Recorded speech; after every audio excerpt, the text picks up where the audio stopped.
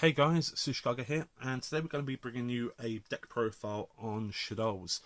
So yeah, they are one of the strongest contenders in the meta right now, and if you are going to be playing large tournaments, it's important to play a decent deck, because even if you do play your best with some things that are a bit weaker right now, then you're just going to lose purely to card advantage, because this deck has that in abundance. And a lot of other top decks right now do as well, things like, for example, Burning Abyss. They'll just purely win that advantage you get from a lot of their plays. So let's have a look through the deck. I am considering running this for YCS London next month. It depends if the ban list pans out. But yeah, it's probably either going to be this or Mermos, I reckon, because they're the two strongest bets I have currently. Let's just have a little look at the build here. So this is actually Shaddoll artifacts, and I am running, first of all, Triple Beast.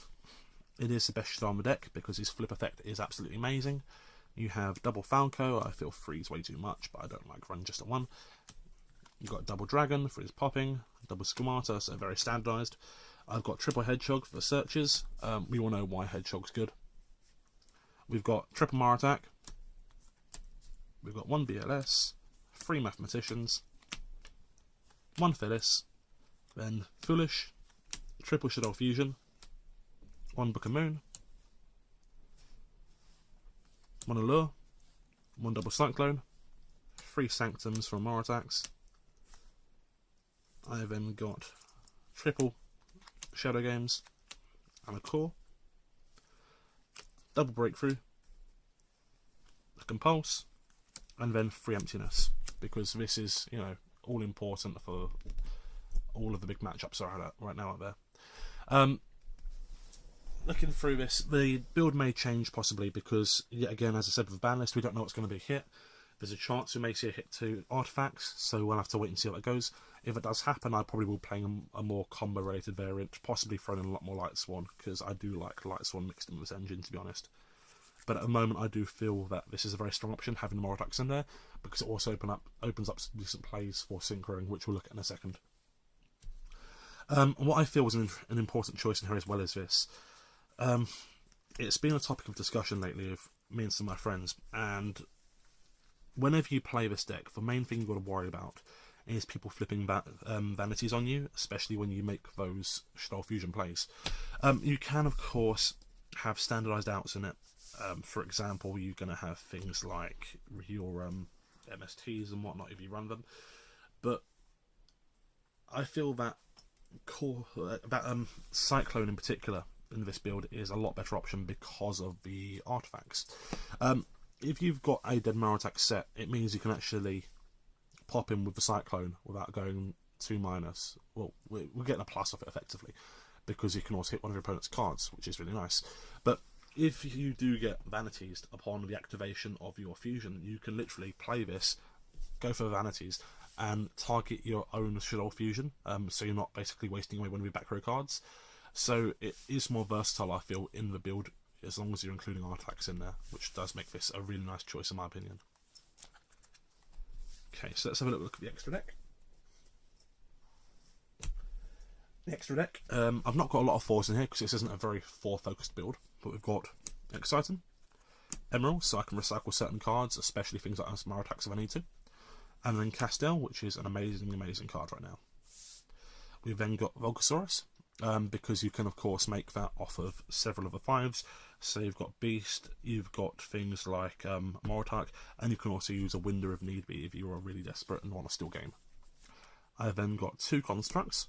Some people play 3. Some builds require 3, but I think 2's absolutely fine in this. I never need a 3rd one.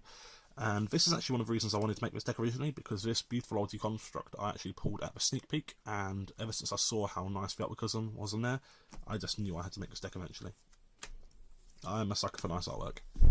I then have 2 Winders.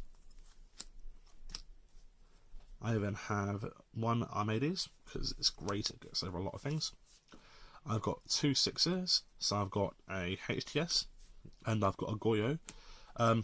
Goyo generally is the best 6 option, but this gets over problem cards, so I do feel it's useful to have him there. I then have an Arcanite, and I have a Michael, a Black Rose, and because you can make it, a Leo. You can easily go into Michael by using a combination of a Falco, and you can use that with a Moratak, because he does require a light to actually make himself. But he gets over a lot of problem cards as well with his ability to banish, so that's really nice. Then you can make things like the Arcanite Magician, and you can make the Black Crows, with the basic play using things like, for example, or you can use that combination in general for the Black Crows. But the Arcanite you can make straight off of dropping the Felis with the Mathematician, and he's really handy with his ability to pop, so he's a really nice card right now. That is the standard deck as it stands. I haven't made a side deck up at the moment. I've got a few good ideas though.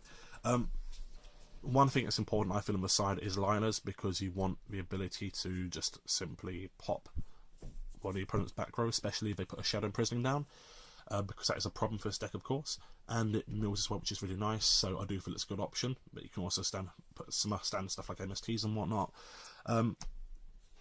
Beyond that, I am also a fan right now of running copies of Rise of a Storm Monarch in here, just because he dodges Super Poly.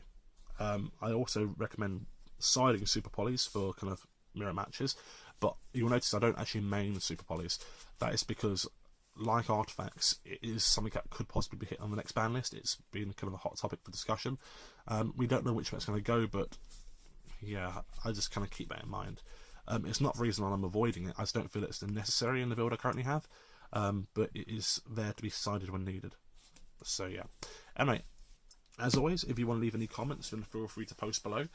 If you want any help or advice, then comment or message me or whatever, and I'm happy to help you out. If you liked the video, then give me a thumbs up. If you want to see more content, then subscribe. There's more stuff coming soon. Anyway, that's me, over and out.